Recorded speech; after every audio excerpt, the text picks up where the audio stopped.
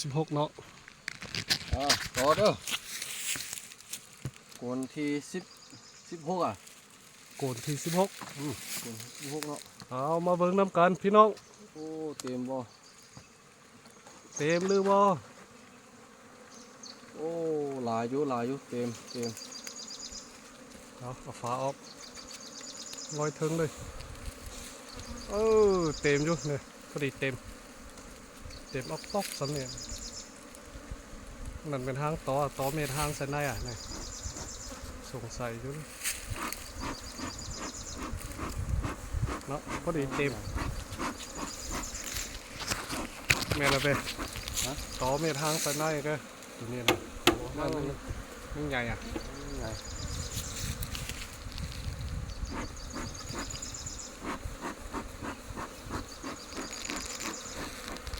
โอ้มันกบปลายด้วยอันนี้น่ะเนี่ย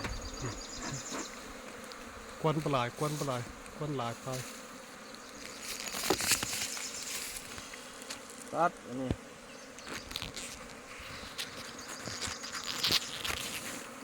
โอ้น้ำขาวจั่วเลยโอ้โหมันสูงกันหรอวะเอาเลย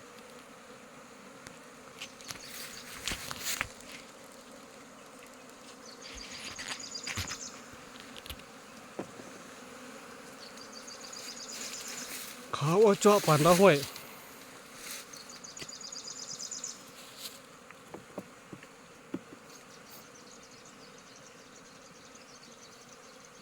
มาตัดโอ้ตัดหมดโอ้ขาดหมดละน้ำย่อยสวดตัดหมด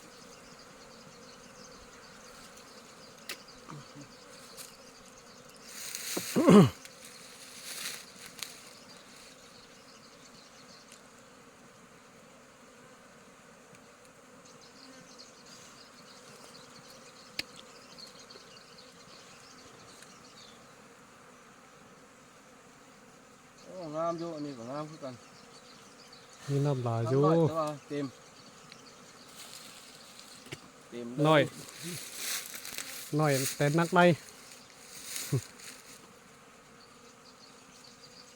น้อยกับน้ำนักลายมันเห็ดอัน3 เสียรู้ไหม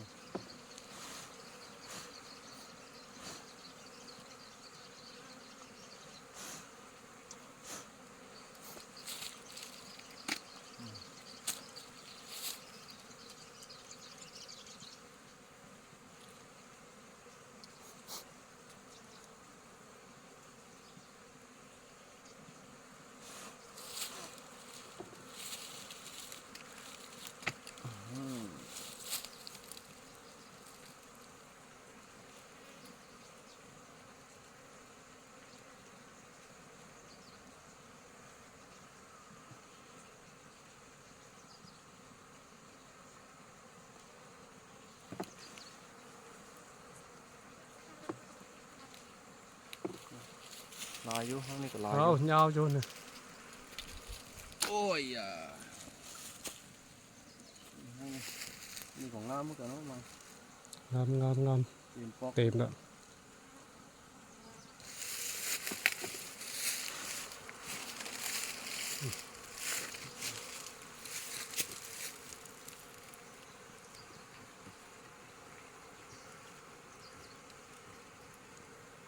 โอ้ยโลบุญธรรมศาสตร์หน่อยนึงนี่ต้นมะฮุงนำดิน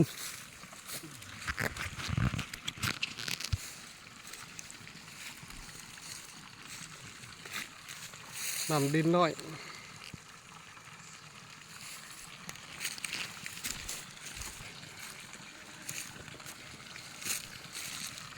โอ้เบิ่งนำดินแบบนี้เลยน้ำดินน้ำห้วยน้ำห้องเนาะ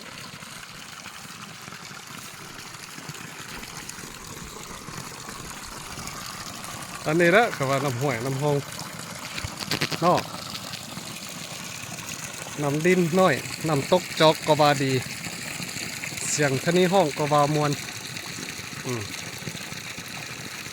เขามีหีพร้อมจอมลอยก็อยู่ได้